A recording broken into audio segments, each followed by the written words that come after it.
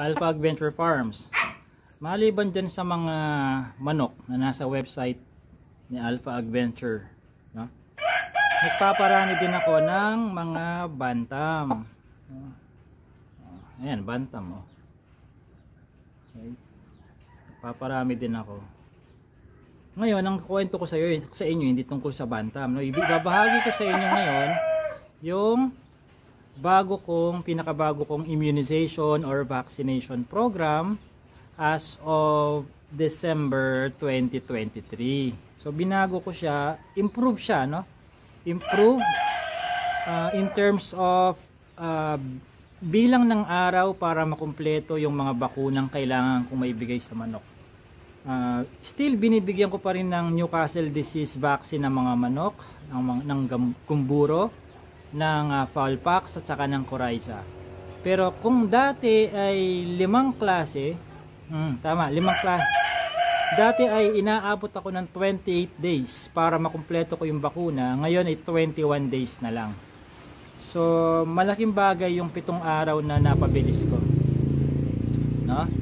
So, ito yung bago kong vaccination program. Ibabahagi ko sa inyo at bandang left, bandang right, ipapaskil ko yung picture nung bakuna na ginagamit ko, no? Para, by the way, pwede nyo ring orderin kay Alpha Adventure Farms yung mga bakuna.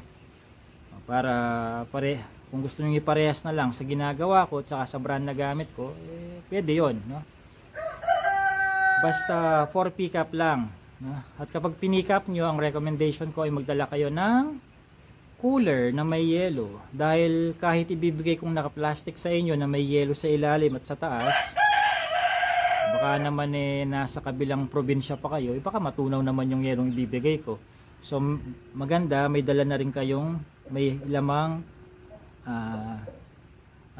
ice cubes, no? Kung may madadaanan kayong 7-Eleven, bili kayo ng ice cube, dun yung lagyan ng ice cube, no? Hanap kayo. May 7-Eleven naman sa pick up zone namin, so pwede kayong bumili doon ng ice cube pang laman doon sa dala ninyong cooler.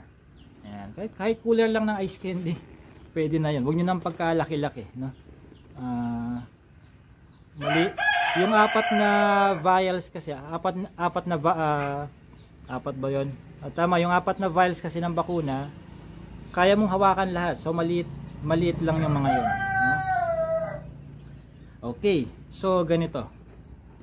Ano ba yung luma kong yung dati kong vaccination program? Ganito yung dati. Sa day 1, pagka hatch, pinapatakan na sila sa ilong o kaya sa mata ng Newcastle disease B1B1 with infectious bronchitis. Day 1. Ito yung dati, ha. And then day 7, pinapatakan na naman sila sa ilong o kaya sa mata ng gumburo o yung infectious bursal disease vaccine or gumburo vaccine, gumburo disease vaccine. And then day 14, pinapatakan na naman sila sa ilong o kaya sa mata ng Newcastle disease Lasota with IB. IB stands for infectious bronchitis disease vaccine. Infectious bronchitis, IB. Day na yun, no? 1, 7, 14. And then day 21, Fowlpox sa wing web, i-inject mo yun sa wing web. And then day 28, intramuscular sa pitso or subcutaneous, balat sa batok, Coryza disease vaccine yun. So matotal 4 na linggo at 5 klase ng vaccine, no?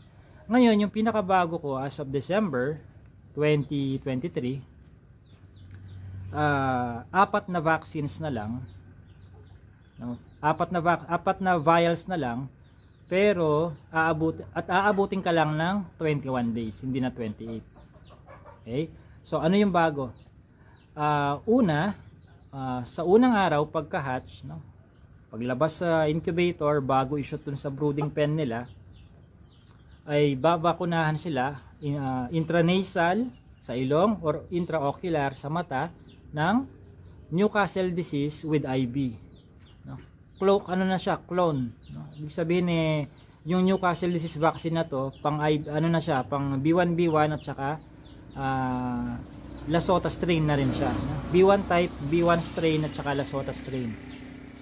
So pinag-isa na lang siya. With IV pa siya. Day 1 yun. Okay? Pinag-isa yun, no? Kung dati nagbi-B1 ako sa day 1 tapos naglalasota ako on day kailan yun? Day 14. Ngayon, yung parehas na yan, day 1 na lang, no? Bawas labor, trabaho at napaiksi ang araw na bibilangin para makumpleto ang vaccination program, no? So nasa left side or right side ko ipapaskil yung picture, no? At saka yung mga links kung saan pwedeng bumili niyan sa website ni Alpha Adventure nasa description ng video. Click nyo doon, pwede kayong bumili, umorder.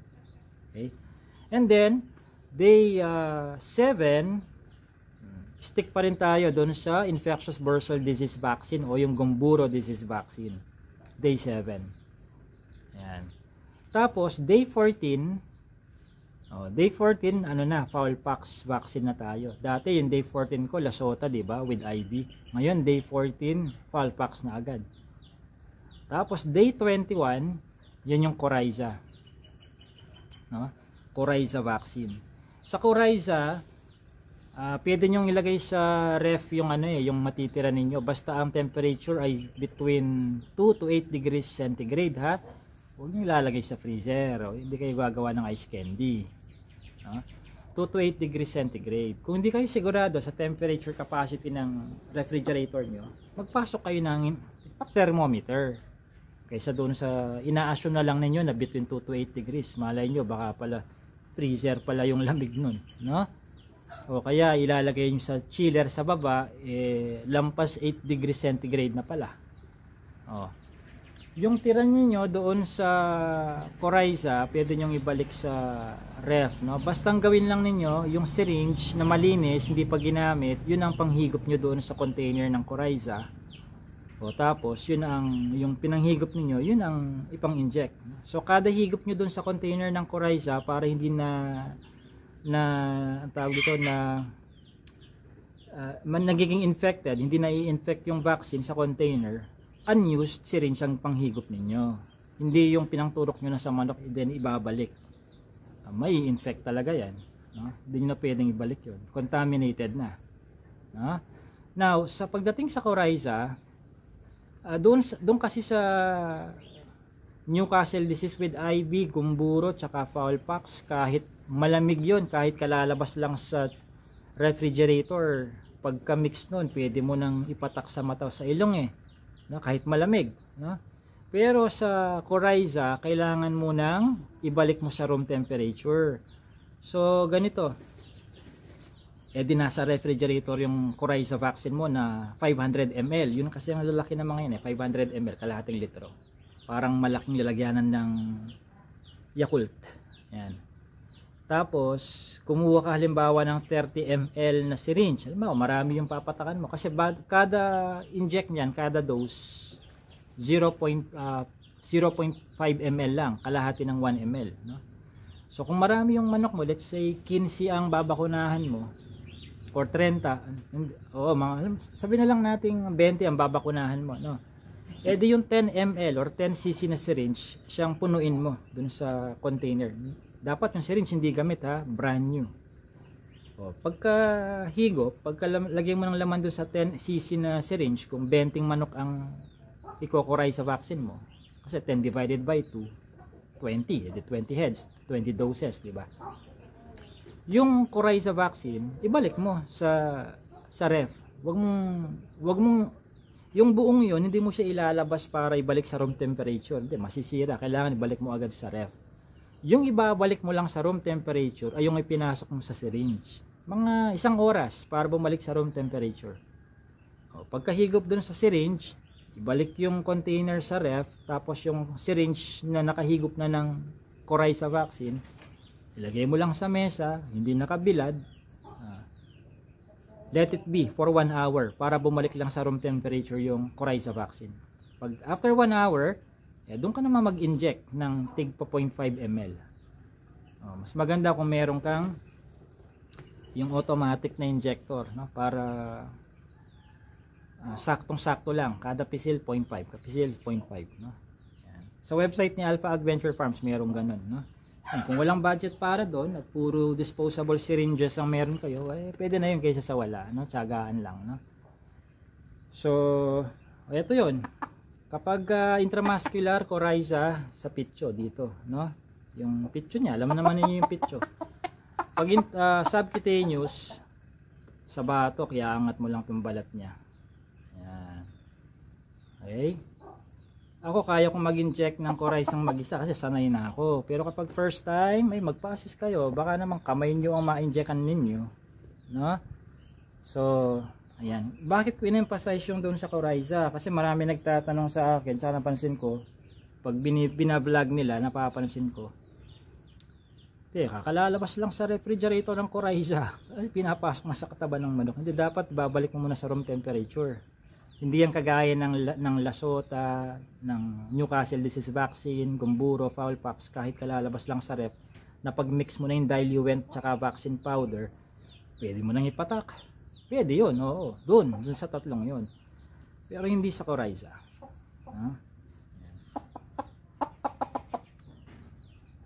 Okay? So, nasa description box yung lahat ng links natin.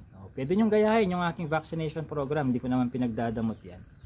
Whether bumili kayo ng vaccine sa akin o hindi, pwede naman ninyong i-follow kung gusto ninyo, no? Sa akin kasi, gusto ko regular na mayroong development sa practices, no? Either nagkakaroon ng improvements sa expenses, ibig sabihin nababawasan ng expenses or napapabilis natin yung proseso, pero sa paraang hindi isinasacrifice yung previous benefits or previous protection, no? Yung sa akin, wala naman akong tinanggal na protection dun eh. Nakahanap lang ako ng paraan na gawing 2-in-1 yung dating magkahiwalay na bakuna, no? Na dati it took me one more week para lang matapos yung dalawang vaccine. Ngayon, unang araw pa lang nabulsay na yung dalawang protection, no? So, yan ang sinasabi ko sa inyo kung bakit mahalaga na yung farm na pinagbibilhan ninyo na dapat may regular development siya. Hindi po pwedeng yung practices niya 3 years ago, siya pa rin hanggang ngayon. Ibig sabihin, naging patentado na yung isip ng tao. Hindi na nag-develop, no? Yung developments kasi natin sa medicine, very fast yan, ano? It changes at the speed of thought.